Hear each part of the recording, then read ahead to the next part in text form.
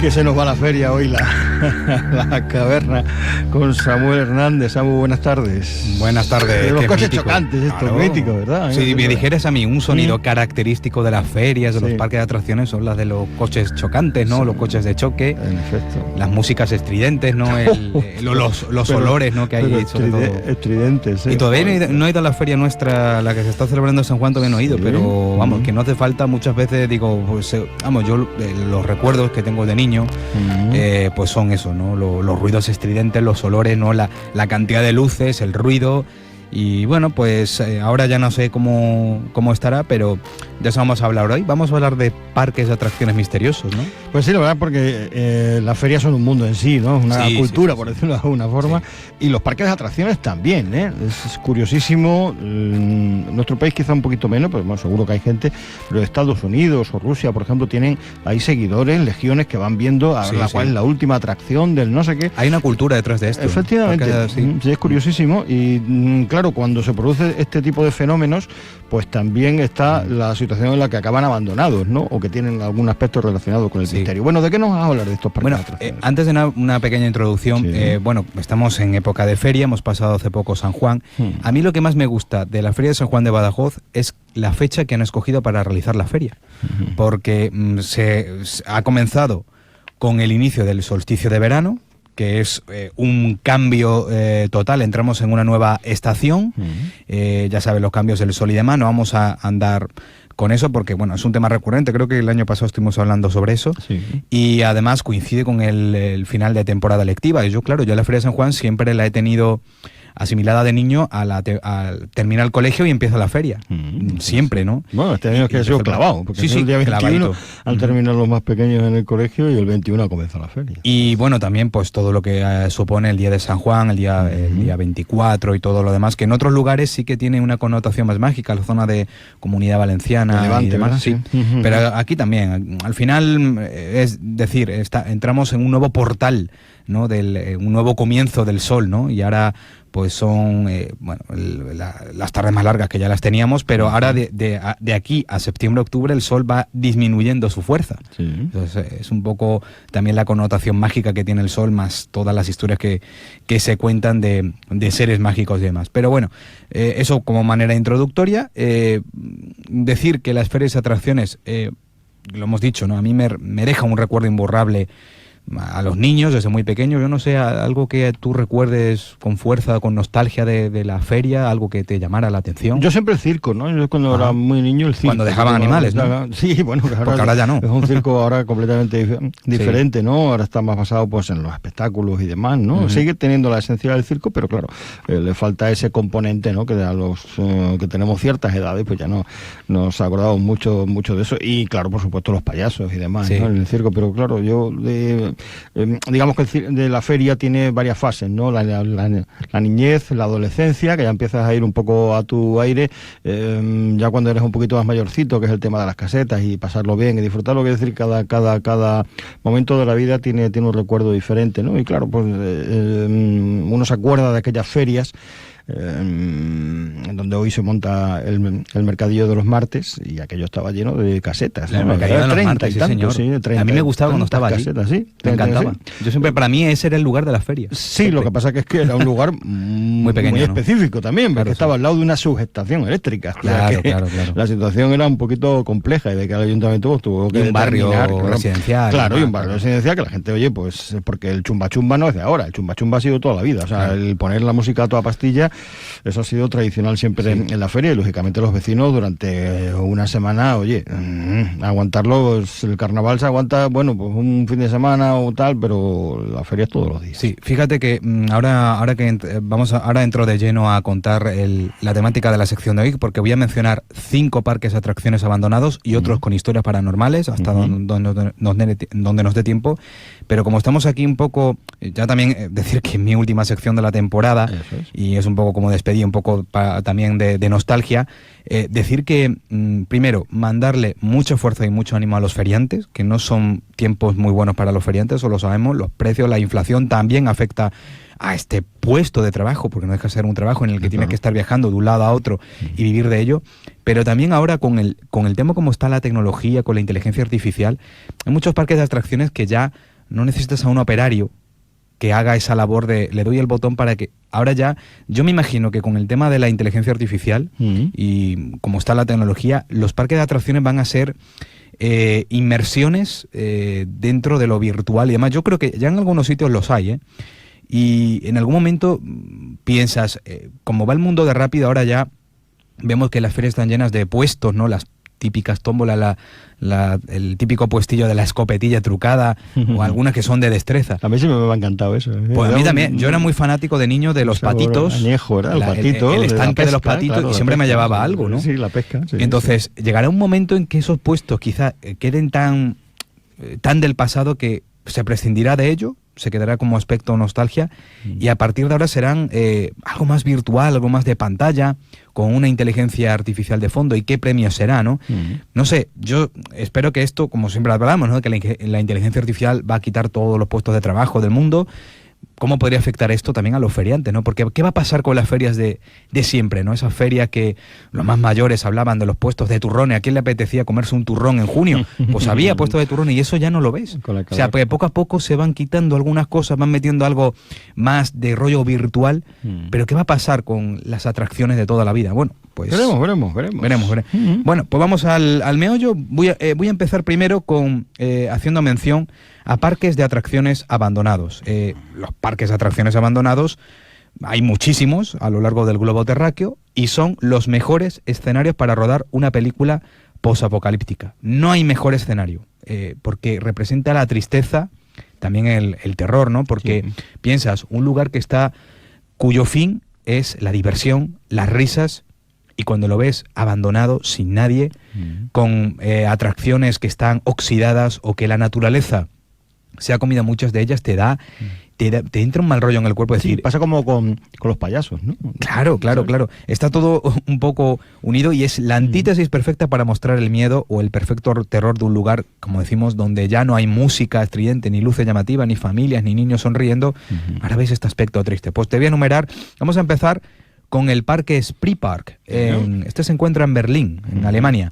Este tiene una historia muy buena, porque abrió sus puertas en el año 69. En primer término se llamó el Planterwald Kulturpark, como obsequio a los habitantes de la entonces República Democrática Alemana. Ah, claro, en el 69, claro. Claro, y fue el único parque de esa parte del muro. Llegó a recibir hasta 1,5 millones de visitantes al año. Bueno. Tiene una historia ligada a corrupción, narcotráfico, intereses privados. Eso viene porque el dueño, Norbert Witte, le llamaban un empresario del espectáculo, le llamaban el rey de los carruseles, soñaba con hacer algo grande en el mundo de la feria. Tras la reunificación germana, Witte elucubraba con convertir el Planterwald en el mayor parque de atracciones en la Alemania reunificada. De hecho, el nombre de Spreepark, él cambia el nombre al parque, y era el nombre de su esposa, y cambia el nombre al Spreepark.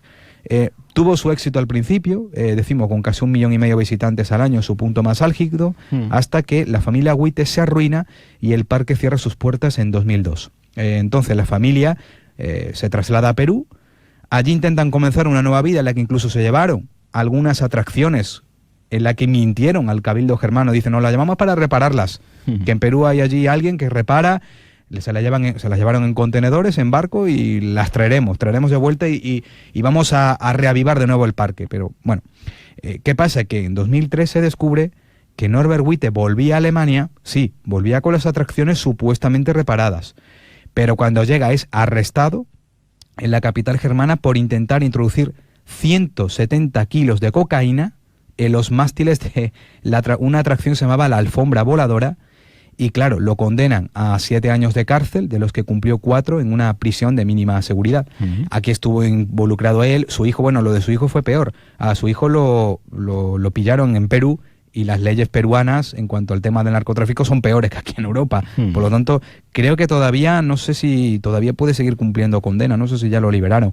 Pero bueno, este fue el final de un acto de corrupción que acabaron con su triste historia tras el cierre del parque. En su parque existió...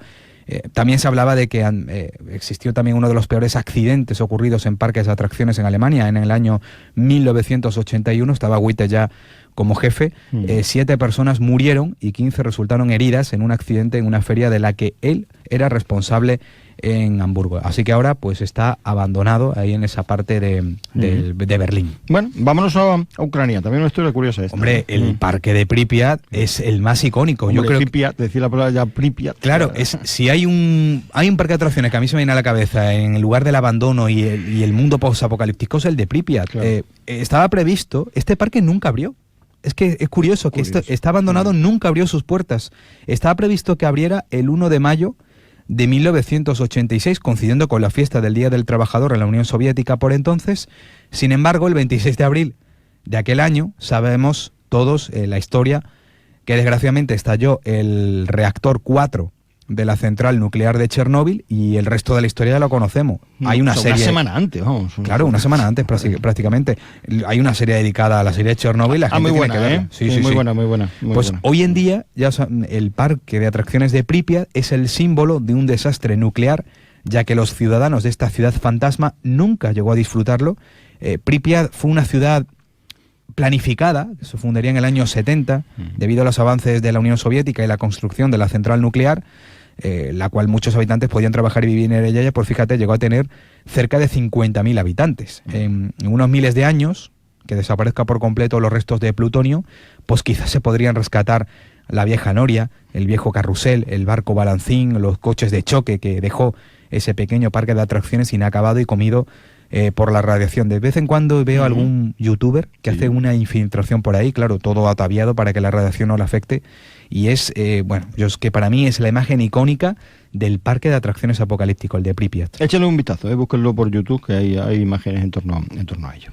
Bueno, nos vamos ahora a Estados Unidos. Estados Unidos es la meca de los parques de atracciones, no solo abandonados, sino también parques de atracción en activo. Sí. Una maravilla lo que hay allí. Pero hay uno en concreto que es el Six Flags, el Seis Banderas sería la traducción. Se encuentra en Nueva Orleans y este fue víctima del famoso huracán Katrina de 2005. Bueno, ya llevaba un tiempo en decadencia, casi que cerraba, pero llegó el huracán Katrina, que golpeó bastante con fuerza a la costa del Golfo de Estados Unidos, y la ciudad de Nueva Orleans, bueno, afectó al 80%. Yo creo que la ciudad de Nueva Orleans tuvo que incluso reconstruirse después de aquel año porque golpeó bastante fuerte. Así es. Y entonces el parque tenía muchas atracciones de calidad, muchas modernas, pero con el paso del huracán quedaron inutilizadas. Ahora está completamente abandonado, pero en él se han rodado películas. Por ejemplo, ahora que se va a estrenar la nueva de Jurassic Park o Jurassic World, pues Jurassic World, la primera de la nueva saga, la de 2015, se rodó una parte allí. Curioso. Y la compañía Six Flags es dueña de varios parques del país, así que, bueno, es un proyecto que se vio truncado por un fenómeno natural, pero bueno, tampoco les ha importado mucho porque son dueñas de varios parques de atracciones y ahí lo tienen, ahí abandonado en esta zona. Al hilo de lo que has comentado, me acuerdo que este pasado fin de semana los compañeros de Gente Viajera hacían un especial en torno y hablaban de ProAventure, ¿no? Y hablaba el responsable de ProAventure, claro. Sí. Y me daba una perspectiva que a veces se nos olvida, ¿no? Este tipo de centros que uno dice, es que son carísimos, es que vale caro, es que no sé qué. Y el hombre viene explicando que es que las renovaciones de los parques de atracciones tienen que ser constantes, y la inversión es tremenda. Tienen que invertir un montón de dinero para ir cambiando las atracciones para que la gente vuelva, ¿no? Porque claro, hay que hacerlo cada vez más competitivo, más atractivo, y como tú bien comentabas anteriormente, hay que ir implementando el tema de la IA, de las nuevas tecnologías, de no sé qué, de no sé cuánto, y la verdad es que las inversiones son realmente cuantiosas para este tipo de centros y de parques. Renovarse o morir. De atracciones, claro, efectivamente, ¿no? Y les obliga, claro, en situaciones como esta, en un sitio tan competitivo como Estados Unidos, pues al final, si no te vas renovando, cascas como un ziquitraque, claro. Bueno, pues eso seguramente le tuvo que pasar al Aquatic Paradise. Estamos en nuestro país, nos vamos a Barcelona, concretamente a la zona de Sitges. Al lado de ProAventure. Exactamente. Bueno, pues este ambicioso parque acuático abrió sus puertas en 1987, fue promovido por un grupo de vecinos y vecinas del pueblo. El Barcelona del 87 se preparaba para lo que iba a venir en el año 92 y fue una ciudad que estaba renovándose también, porque claro, venía un acontecimiento, los Juegos Olímpicos y demás. Entonces, se creó este parque que solo duró 7 años abierto, hasta el año 94. Ahora son unas instalaciones ideales para los que buscan grabar y fotografiar historias de fantasmas, porque corre la leyenda macabra de que se cerró por el horrible accidente de que un niño fue succionado por el motor de una de las piscinas. Claro. Desde entonces, este lugar ha sido escenario de películas de terror también como Rec, que grabó una escena ahí con John Balagueró. Es la meca de los skaters, hacen sus diabluras por aquellos toboganes vacíos. Es el lienzo también para los grafiteros, que saben que allí pueden pintar a gusto sin que vaya la policía. Y bueno, se han realizado allí combates de airsoft. Bueno, es un gran escenario, ¿no? para esta modalidad. Y también en 2015 la empresa Ocio Aventura Sitges recuperó unos 59.000 metros cuadrados para realizar partidas de paintball, también con hinchables, zona acuática. Parecen que han recuperado una parte dedicada al público, pero siempre se ha hablado de allí de que el accidente mortal de aquel niño parece que fue una de las razones, aunque no se dice el todo de que pudo morir, pero también las deudas, las bajas ventas de público cada año, en fin, algo que se veía abocado al fracaso. Bueno, vamos a Reino Unido, a ver qué hay allí. Bueno, en Reino Unido hay uno que es el parque temático de Camelot. Fíjate que en Reino Unido no hay un parque temático dedicado a una de las historias de fantasía, con todas las historias que tiene allí. Hay un parque temático dedicado a Camelot que está abandonado. Está ubicado en Chorley, en Lancashire, a unos 40 minutos al noroeste de Manchester. Fue anteriormente una de las atracciones más visitadas de la región, recibió más de 500.000 visitantes desde su apertura en 1983 hasta 1995.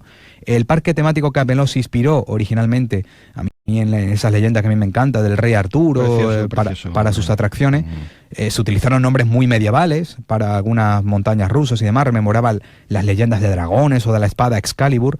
Y el parque, curiosamente, se cierra al público ya definitivamente en 2012, y hay dos versiones de por qué se produjo el cierre. La primera dice que los propietarios, la empresa Night Leisure, lo achacaron a las numerosas pérdidas por dos acontecimientos de alto perfil que hubo en el país en aquel año, como fue la celebración de los Juegos Olímpicos del 2012 en Londres y el jubileo de la reina, que se produjo también aquel año. Debido a ello, se cuenta que tuvieron que despedir a más de 150 miembros del personal. Y la segunda versión se achaca a varios accidentes mortales que le daban mucha inseguridad. En 2001, un empleado del parque fue atropellado y asesinado por la montaña rusa de Gauntlet. En 2004, un niño fue atropellado y asesinado por un autobús en el estacionamiento de Camelot. Y en 2011, un niño de 12 años se cayó de la atracción Excalibur 2. Por suerte sobrevivió. Aún así, duró casi 30 años abierto. Ahora destaca sobremanera el cementerio de maniquíes. Eso es curioso, hay un cementerio de maniquíes dentro del mismo parque con vestimenta medieval. Se esparcen algunos por el recinto y le da un toque como muy espeluznante. Se ha intentado construir bloques de vivienda, pero de momento ahí sigue el abandono de hace más de 13 años y bueno, hay, por curiosidad, un parque temático de Camelot abandonado. Tiene que ser chulísimo. Vamos, 5 minutos tenemos, sí, 4 vale. 4 y medio. ¿Algunas situaciones paranormales que haya habido en parques de atracciones? Bueno, pues de los paranormales, uno que tiene una historia muy dantesca es el Takakonuma Greenland, en Japón. Bueno, es que Japón, es que las leyendas que tienen allí. Bueno, está situado en Jobara, cerca de Fukushima. Según cuentan las malas lenguas, parece ser un lugar de constantes sucesos paranormales. Se quedó abandonado debido al devastador tsunami que causó un accidente nuclear en 2011, todos lo conocemos. Y hay una historia creepypasta detrás de fondo que cuenta que su empresario fundador, Makoto, en los años 70 buscó la ayuda de un poderoso Oni, un demonio japonés, conocido como Amanoyaku, con el cual hace un pacto el empresario debido a que su dueño quería abrir ese parque, pero no tenía dinero. ¿Qué pasa? Que el demonio le da la condición de que le entregue el alma de su hija a cambio de recibir una buena suma de dinero. Bueno, pues Makoto aceptó, el parque se construyó, su hija muere curiosamente el día de la inauguración y a los 2 meses de su apertura, hablamos de los años 70 aproximadamente, Makoto muere en extrañas circunstancias a los 2 meses y el parque se mantuvo sin dueño hasta 1986, cuando se hace, se encarga, hay un empresario misterioso desconocido que lo abre, pero nada, una cantidad de extraños sucesos, de accidentes, mueren 6 personas, una incluso murió de suicidio, otras tantas resultaron heridas, es decir, un desastre, y entonces, es un lugar que tiene un montón de leyendas terroríficas. Entonces, claro, se une también cómo Japón vende sus historias y algunos dicen que cuando la han buscado por Google Maps, que han sentido hasta mal rollo, que sienten el presagio de la muerte. Bueno, lleva oficialmente abandonado desde 1996, con el tema de que en 2011 se terminó por estropear del todo. Y bueno, una de las historias más terroríficas se encuentra en este. Pero hay otros más. ¿Sí? Podemos mencionar Disneylandia, parece mentira, de Disneylandia, pero el de California, no Disneyland París, que el de California. Bueno, nadie que haya sido fan de Disney, como es mi caso, pensará que uno de los dos grandes parques de atracciones de la franquicia animada de Mickey Mouse podría tener historias paranormales, pero sí. Hay algunos trabajadores, bueno, en el portal de coasterzone.com dicen que hay varias situaciones. Está el niño que llora junto a la salida de la mansión embrujada, el fantasma del piloto de una avioneta que en la década de 1940 cayó sobre el terreno del parque, al que los vigilantes llaman el hombre del bastón, y también un trabajador del parque que murió al ser impactado por un rayo, y también que ahora recorre la atracción de Piratas del Caribe. Ahí dicen que concretamente en la atracción de Piratas del Caribe hay una sombra por ahí que se aparece. Y por terminarte de mencionar, está el Lake Shawnee Amusement Park en West Virginia, abandonado en el año 1966 tras la muerte accidental de 2 jóvenes, y desde entonces se cuenta que muy cerca de los columpios se asegura que oyen los columpios moverse incluso cuando no hay viento.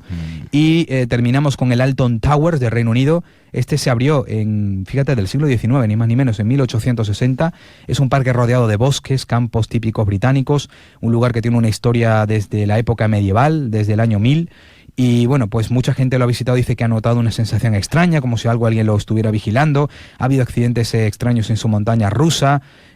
Algunos dicen que han visto fantasmas vestidos con ropas victorianas, muy típico también de las historias que mantienen de las leyendas del Reino Unido. Y termino con el Parque de Diversiones de San José, Costa Rica, donde dicen que este parque funciona desde el año 81, que